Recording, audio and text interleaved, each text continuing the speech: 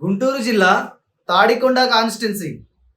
ఇక్కడ 2014లో టీడీపీ నుంచి తెనాలి శ్రవణ్ కుమార్ గారు వైసీపీ అభ్యర్థి అయిన హెనీ క్రిస్టానా ఖతారే గారి మీద పోటీ చేసి వైసీపీ మీద 7,542 ఓట్ల మెజారిటీతో గెలవడం జరిగింది.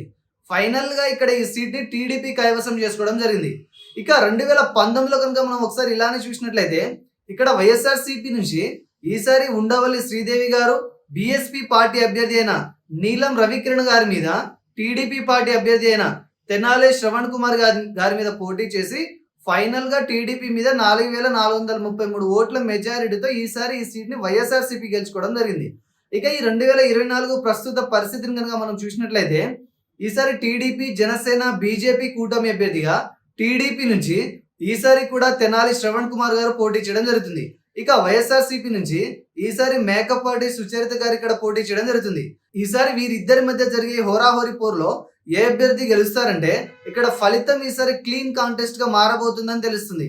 కానీ ఇక్కడ వైసీపీ మీద ఉన్న కొంత అసంతృప్తి కారణంగా ఇక్కడ కూటమి అభ్యర్థిగా కొంత ఎడ్జ్ ఉన్నట్లు తెలుస్తుంది.